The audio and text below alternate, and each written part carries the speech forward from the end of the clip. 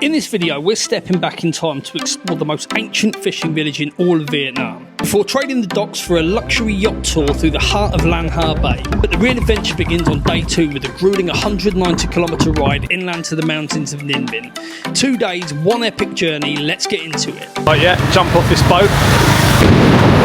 Fucking hell, what the fuck is that?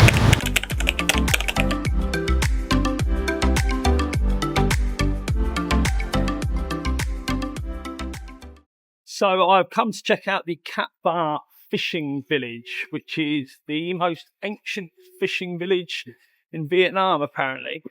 Apparently, archaeologists suggest that there's been settlement here for 7,000 years, which is cool. And residents live on floating houses on the water and stuff. So I'm going to go and have a little look and see what I can find.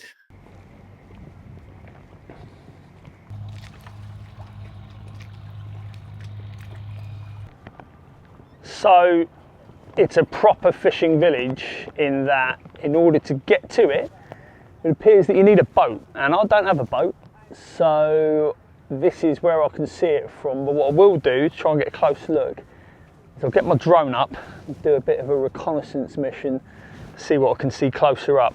Right, drones in the air, and we're calling this a full reconnaissance mission over Cat Ba. Just casually gathering intel, seeing how the locals live, mapping the area, all going very smoothly until I got tapped on the shoulder by a random woman who says she knows a man with a boat. And just like that, the recon mission turns into something a bit more hands-on.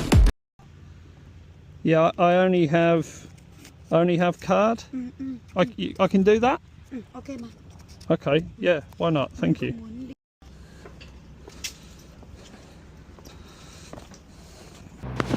As I waited on the dock, I wasn't too sure what to expect, but was happy enough when I saw a proper boat pulling up.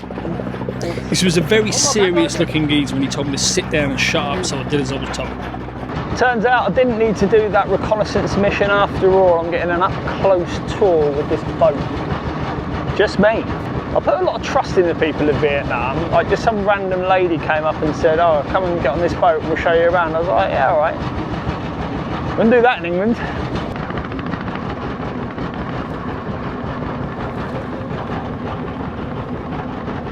That looks like some residents.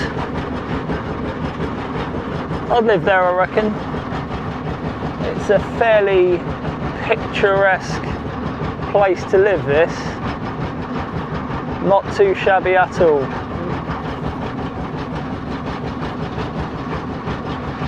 Don't know what the Wi-Fi would be like, but when you're surrounded by this kind of beauty, probably don't need to spend your whole time scrolling on your phone, you know? I know you see a lot of these limestone cliffs in Southeast Asia, but it never stops from being just unbelievably spectacular and beautiful. I wasn't sure what to make of the fishing village at first, but it ended up being one of my favourite parts of Cat Ba. A full fishing village just floating out here on the water, people living, working, raising families, all in this environment. It really was fascinating to see, and it really shows how different life can be depending on where you are in the world. I wasn't sure my captain liked me too much at first, but when it came time for a tip, he seemed to cheer up and offer me a warm smile and a handshake, which I reciprocated and thought that would be enough payment for it. Thank you very much. Thank you, mate. Take care. Panic then set in as I headed back to my scooter and I couldn't find my keys, but I was relieved to have left them safely in the ignition for 2 hours. Next up was a yacht cruising kayaking tour, and I'll put the link for booking in the description if it tickles your fancy. The cost was about $15 and was a lot fancier than I was expecting, going on a luxury yacht with a jacuzzi on board. Hello. Thanks. Hello, please sit down here. Please sit down here. Sit down around here. Okay.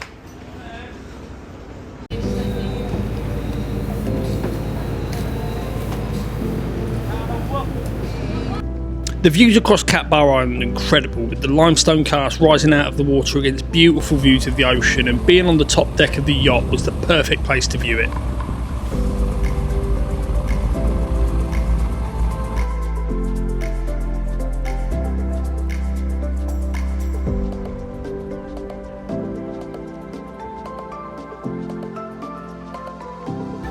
The yacht and the views alone would have been well worth the $15, so to be able to hop onto a kayak and paddle right up to the cliffs made it incredible value for money and a great experience. I couldn't turn down the opportunity for the yacht slide into the water afterwards, but it was definitely a bit chilly for my liking.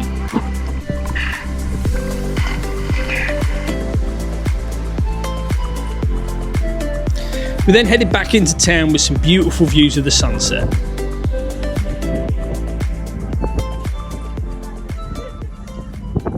Well, I'm very happy with how I spent my last day in Cat's Bar. It was decent. It was...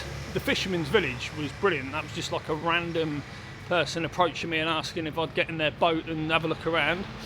I'm glad I did it. It was good. That was cool. Kayaking was really cool.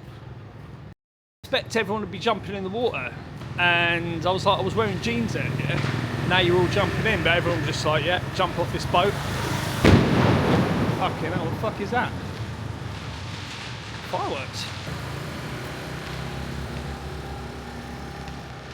Don't know what that was in aid of, but some fireworks went off. Quite pretty. Walking back to my hotel now. Off to Ninh Binh tomorrow. About 3 hours on the bike. Should be good.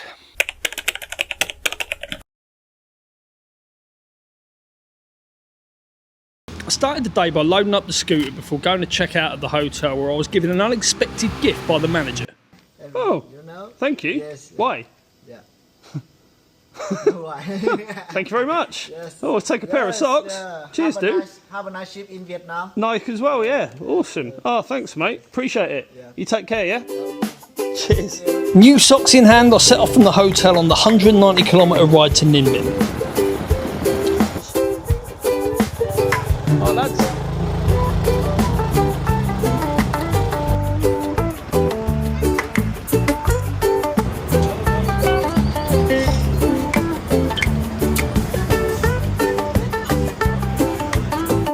Hello, I'm at High Fog now, and I am heading to Ninh Binh.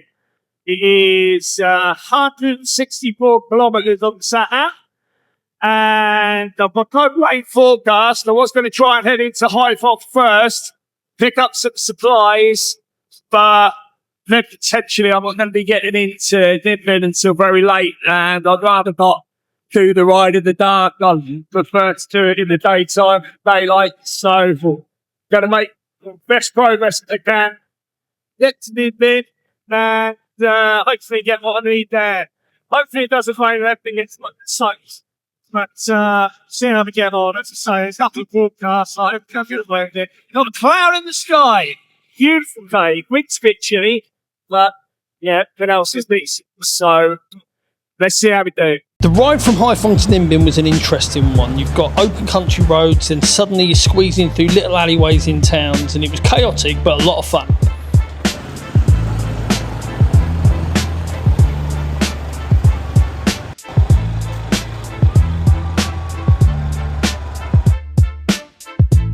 And it started off alright, I was actually really enjoying it, and then the sun dropped and then it got very, very cold, and it was really cold being on a scooter, and at that point I wasn't enjoying the ride anymore, I just wanted to get there.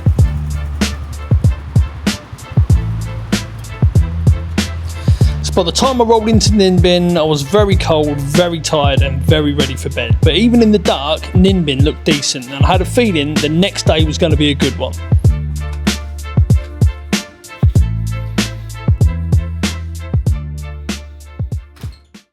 In the next episode, I'm going to be checking out Ninh Binh, a place they call Halong Bay on land. I'm going to be drifting through ancient caves, climbing hundreds of steps for the ultimate view, and exploring hidden temples of Vietnam's first capital. Hey, pal, I'm Richard. It's raw, it's green, and it's absolutely breathtaking. You do not want to miss Ninh Binh. I'll see you at the next one.